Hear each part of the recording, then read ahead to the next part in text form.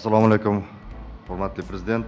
Hurmatli prezident, siz hamma sharoitni qilib bergansiz, ayniqsa Samarqand Bu gaplar menga shahriga. kerak emas. Sharoit, paroit, menga natija. Men seni majlisga chaqirganim yo'q, meni tashviqot qilgin yo unday. Seni eshitishga keldim men. Sen noinsoblaridan mana seni ham maqtab, hamma maqtaydi. Juda seni ehtiyojmaning ko'p Toshkentda. Iloji boricha endi Samarqandda og'irligini bilding. Toshkentga qaytmoqchisan. Qaytmaysan Toshkentga. Hamma topshiriq beryapmiz, lekin ertaga svet o'chganda qishda Turdimov demaydi. Mirziyoyev deydi hamma. Mirziyoyev qayerga qarayapti? Nimaga Samarqandda svet o'chyapti deydi. Rayon hokimini aytmaydi, viloyat hokimining o'rinbosari oylik olyapti, shu sohaning egasi noinsof deb aytmaydi hech kim. Shuning uchun Turdimov bugun chiqib 650 million kilovat nima bo'ladi degan savolni tilxat bilan yozib berib, men butun internet orqali xalqqa tarqataman. Men hokim bo'lib kafolat beraman, komandam bilan. Bo'lmasa, ana u mo'ningni bugun ishdan olib ketaman. O'tir. Bu degani viloyatning 1 oylik elektr iste'moli teng degani. Viloyatda 2 ta mini GES 50 megavat, bitta quyosh stansiyasi 300 megavat ishlab chiqariladi. Boshqa hech bola yo'q. Tarmoq eskirgan bois yiliga 550 million kilovat soat elektr yo'qotilyapti. Bu xiyonat bu, qip-qizil xiyonat. Ahmet Xo'jayev, janob olilari. Xiyonat, astanishsa ketma Toshkentga. Ertaga vaziring keladi, komandir, uni ham jo'nataman berga. Necha marta aytish kerak edi? Kengashda tasdiqlaganmisizlar buni? Bormi hisob kitobi? Yo yo'qmi? Ana shuni hal qilib menga borib hisobot. O'zbekistonda gaz ta'minoti masalasida gapirganda odam juda achinib ketadi-da. Dunyoda birorta rivojlangan iqtisodiyot iste'molchiga trubada gaz olib bormaydi. Trubada gaz olib bormaydi. Trubada gaz transportirovkasi bu eng zararli va befoyda narsa. Ustiga ustak bizda gaz ishlab chiqarish ehtimoliy 1000 so'mga tushsa, odamlarga 500 so'mga sotilyapti. 500 so'm zarar.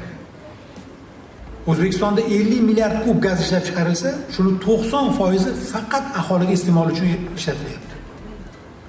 Vaholanki gaz bu juda tovar keltiradigan, boya aytdim-ku, ximiya, texnologiya sohasida agar bizda hozir kadrlar bo'lsa, biz boyaga iste'mol qilayotgan gazimizni yuqori qiymatli tovarga aylantirib, uni valyutaga sotib, uni valyutasini hisobiga boyaga suyultirilgan gazni ishlatsak agar, yana milliardlab dollar cho'ntagimizda pul qoladi. Zavodlar qurishga, ishchi o'rni deyapmiz-ku, ishchi o'rinlar qilishga, mana bu yuqori tezlikdagi avtobanlar qurishga yana pulimiz qoladi. Ya'ni chetdan pul talab qilishga ehtiyojimiz qolmaydi. Daromad ko'ramiz. Biz bugun mana shunaqa juda qimmat turadigan tovarni birinchidan trubada transportirovka qilyapmiz. Trubalar uzoq muddatdan beri ta'mirlanmaganligi uchun uni texnik talablari bor-da. Masalan, 1000 kub gazni bir joydan bir joyga qo'yib olganingizda, uni nariyoqqa yetib borishi agar truba har yili o'zi texnik ko'rikdan o'tgan va qayta ishlangan bo'lsa, 97% yetib boradi. Ya'ni 1000 kub gaz qo'yib olsangiz, 970 ming kubi yetib boradi. 970 kubi. Agar bizni hozirgi trubalar 15 yil, 10 yillardan beri umuman ta'mirlanmagan. Odamlar gaz deb to'polon qilgani uchun gazni qo'yib yuboryapti, 1000 kub gazni qo'yib yuboryapti. Konечный joyga, yakuniy iste'molchiga 30-40% havoga uchib ketyapti gaz. Chunki truba ta'mirlanmagan. Truba nimaga ta'mirlanmagan degan savolga boyaga javob. Gazni ishlab chiqarish 1000 so'm, lekin sotish 500 so'm. Ishlab chiqaruvchi ishlab chiqargan tovariga mana tadbirkorlar yaxshi biladi. 1 so'm ishlatib bitta tovar ishlab chiqarib uni 50 tiyinga sotsangiz, daromad ko'rmasangiz, biror narsa qilasizmi? Ishingizni rivojlantirasiz. Cho'ntagingizda ortiqcha 5 so'm, 4 so'm pul bo'lmasa, uyimizdagi devorni oqlamaymiz. To'g'rimi? Ortiqcha daromad bo'lsa, devorni oqlaymiz, 5 so'm, 4 so'm pulimiz ko'paysa, oynasini o'zgartiramiz, eshigini o'zgartiramiz. Daromad qilsak bo'ladi bu narsa. Gaz ishlab chiqaruvchi kompaniya, elektr ishlab chiqaruvchi kompaniyalar O'zbekistonda daromad ko'rmayapti. Mana meni ko'p tanqid qilishadi, avtomonopoliyani himoya qilasan. Gaz ham monopoliya. Elektr energiya ishlab chiqarish ham monopoliya. Ular lekin xalqning foydasiga ishlayotgan monopoliya. Lekin mamlakatning zarariga ishlayotgan monopoliya. Avtomonopoliya odamlarning zarariga ishlayotgan bo'lishi mumkin, lekin mamlakatning foydasiga ishlayotgan monopoliya. Avtomonopoliyada 35 trillion mablag' yalpi ichki mahsulotga qo'shiladi. U 10 ta eng yuqori soliq to'lovchi kompaniyaga aylandi. To'g'ri, oldinlari soliqdan ozod qilingan bo'lgan avtomobil, lekin mana shu 5 yil ichida soliqdan ozod qilish barham berildi va 10 ta eng yuqori soliq to'lovchi kompaniyaga aylandi. O'sha avtomonopoliya to'lagan soliq hisobiga bugun minglab fuqarolarimiz pensiya olyapti. Minglab fuqarolarimiz oylik olyapti. 10-15% atrofidagi mashina iste'mol qiluvchi odamlar ehtimol mashinani qimmatligiga e'tiroz bildirayotgan bo'lishi mumkin. Lekin biz ertaga bojni ochib olganimizdan keyin 7,000-8,000 dollarga o'sha segmentdagi mashinalar kirib kelgan taqdirda ham odamlarimiz 7,000-8,000 dollarga mashina sotib oladigan imkoniyati yo'q birinchidan. Agar hatto sotib olgan taqdirda ham yo'llarimizni hozirgi tirbandligini ko'ryapsizlarmi? 6 dan keyin yurib bo'lmaydi. Singapurdek boy davlatlar ham hatto o'sha yo'llarni kengaytira olmaganligi uchun mashina solig'i joriy qilib qo'ydi. 100,000 dollar oylik oladi. Avtomashinalarning narxi 10,000 dollar, lekin odamlar mashina olmaydi. Nima uchun? Chunki mashina olgandan keyin 10,000 dollarga bitta mashina olsa, har yili to'laydigan solig'i mashinaning narxida 1 yilda bir marta oqlab ketaveradi. Transport solig'i yuklab qo'ygan, stoyanka solig'i yuklab qo'ygan, havoni buzgani uchun solig'i yuklab qo'ygan, mashinasining rangi oq bo'lgani uchun yuklab qo'ygan, nomeri to'rtburchak bo'lgani uchun solig'ini yuklab tashlagan. Mashinani 10,000 dollarga oladi, 1 yilda 10,000 dollar soliq to'laydi. Hech manfaat keltirmaydi. O'shaning uchun ular mashina sotib olmaydi, jamoat transportidan foydalanadi. Faqat boylari oliftagarchilik uchun baribir o'sha oladi, shuni solig'ini ham to'lab ishlataveradi. O'sha tirbandlikni bartaraf qilish uchun Singapur shu yo'lga borishga majbur bo'ldi va Singapurda tirbandlik hal bo'ldi. Bizda bugun o'zi hali aholini bor yo'g'i 10-15% to'lov qobiliyati avtomashina sotib olish imkoniyatiga yetarli bo'lib turgan holatda shunchalar tirband. Endi tasavvur qiling, ertaga boj oshib olganimizdan keyin nima bo'ladi? Tasavvur qiling. 3 etaj yo'l qurib ham biz bu masalani hal qila olmaymiz, chunki bizning xalqimizning eng katta ikkita orzusi bor. O'g'il bolalarga uylanish, avtomashina sotib olish. Ikkita orzumizga erishsak, xuddi baxtli bo'lib qoladigandek. Mashina olganlar baxtli bo'lib ketmayapti. Uylanganlar ham baxtli bo'lib ketmayapti. Oilani boqish kerak, chunki daromad qilish kerak, to'g'rimi? Mana shunaqa o'zimizni qandaydir qiynaydigan asosiy orzularimizni hisobiga biz noto'g'ri yo'nalishda harakat qilyapmiz. Bolalarimizni o'qish haqida orzu qilmayapmiz. Chet elda o'qishga qiynalmayapman, pul topolmayapman deb orzu qilmayapmiz. Mashina olaman deb orzu qilyapmiz. Men buni gaz elektr energiyadan bu yoqqa o'tib oldim, o'zimni dardimni gapirib oldim. Avtomashina hech tushuntirib bo'lmayapti-da, avtomonopoliya bilan tanqid qilaveradi, odamlar meni tanqid qilaveradi, monopoliyani himoya qilyapsan.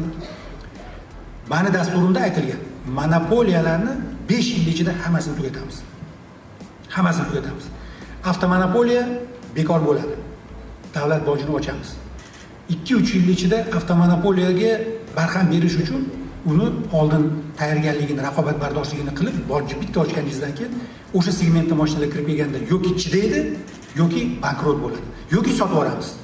Boshqa birorta kompaniya keladi, davlat uchun sotib oladi, o'z avtomotorisi boshqa mashina ishlab chiqarishni boshlaydi. Bo'ldi.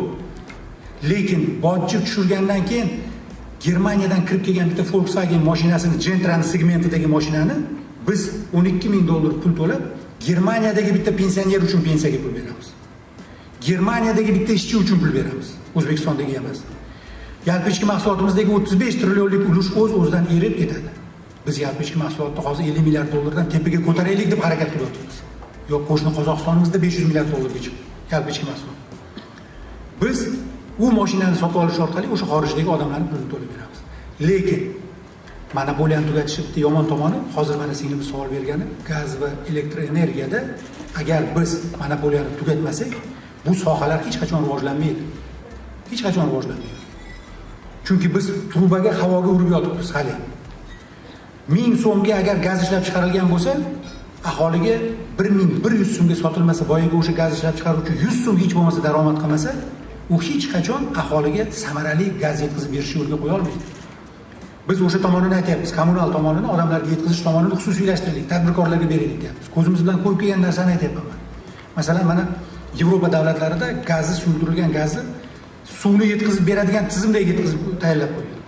Suyultirilgan gaz idishida bitta telefon qilasiz, olib keladi, o'rnatadi, plombalab, xavfsizligi meni zimmamda, sizga aloqasi yo'q deb ketadi. Siz faqat pulni to'laysiz, tamom. Gaz ta'minlanib turibdi. Bizda hozir chekka joylarda suyultirilgan gaz bilan ta'minlandi deb qog'ozda ketib qolgan, lekin oylab suyultirilgan gaz bo'lmaydi. 15 kun tugab qoladi gaz, keyin borib iltimos qilib hokimiyat oldida to'polon qilaverasiz. 2 oyda ham kelsa keladi, kelmasa kelmaydi. Beraylik xususiy tadbirkorga shu. Yetkazib bersin. Suyultirilgan gazni to'ldirib, bitta telefon bilan suvni hozir yetkazib beryapti. Xuddi o'shanday qilib oilabay tarqatib yursin, pulini olsin. mana shu gaz ta'minoti yo'liga o'tmasa ekan bizdagi gaz havoga uchib ketaveradi. Hamma ma'noda. Ham ijobiy, ham salbiy ma'noda. Juda katta boyligimizni havoga sovuryapmiz. Elektr energiya ham xuddi shunaqa. Elektr energiyada ham ishlab chiqarishimizni tan narxini yarmiga aholiga elektr energiya sotilyapti. Yarmiga. Bu ham monopoliya. Bular ham o'sha elektr tarmoqlarini 10 yillab ta'mirlamaydi. Mana 2013-yilda boshlangan dastur endi yaqinda tugadi. Juda katta islohotlar bo'ldi. Bu yerda ham ta'mirlandi juda ko'p holat. Lekin hali ham juda katta muammo bor bu yerda. Elektr energiyani biz yagona Markaziy Osiyo tizimi shakllantirish haqida mana boshlandi. U narsani amalga oshmasligiga sabab biz qo'shnilarimiz bilan hammasi bilan janjalda edik, konflikt holatda edik. Mana shu konflikt holati bartaraf qilindi. Hozir hamma qo'shnilar bilan o'tirib, gaplashib, kelaylik bitta yagona elektr tarmoq tizimi qilaylik degan ma'noda ishlar boshlandi. Agar o'shalar yurib ketadigan bo'lsa, elektr energiya bilan ham ta'minlash yaxshi bo'ladi. Lekin o'shanda ham masala tarmoqlarni talabga javob berishi bo'lishi kerak. Elektr energiyasida ham xuddi shunaqa. Bir chekkasidan qo'yib yuborasiz, havoga uchib ketadi juda ko'p. Tarmoq talabga javob berishi kerak. O'shaning uchun meni sizga aytmoqchi bo'lgan narsa odamlarni gazga, odamlarni elektr energiyasiga, odamlarni kommunal xizmatga samarali talabini qondirish uchun bu sohada raqobat muhitini yuzaga keltirmas ekanmiz, muammo har doim bo'laveradi. Chunki biz bitta gapni takror aytyapmiz. Davlat yaxshi tadbirkor emas. Davlat hech qachon yaxshi tadbirkor bo'lmagan. Davlat yaxshi regulyator bo'lishi mumkin, muhit yaratishi mumkin, rag'batlantiruvchi bo'lishi mumkin, lekin davlat hech qachon yaxshi tadbirkor bo'lmagan. U ishlab chiqargan narsasini zo'r sota olmaydi. Lekin tadbirkor sotadi. Tadbirkor daromad uchun hamma yo'lni qiladi. Ana o'shaning uchun biz aytyapmiz, gazni ta'minoti ham odamlarga yetkazib berish ham, elektr energiyani yetkazib berish ham, suv yetkazib berish ham, kommunal xizmatlarni hammasini ham bosqichma-bosqich tadbirkorlarga o'tkazish yo'lini topishimiz kerak. Boshqa yo'l yo'q.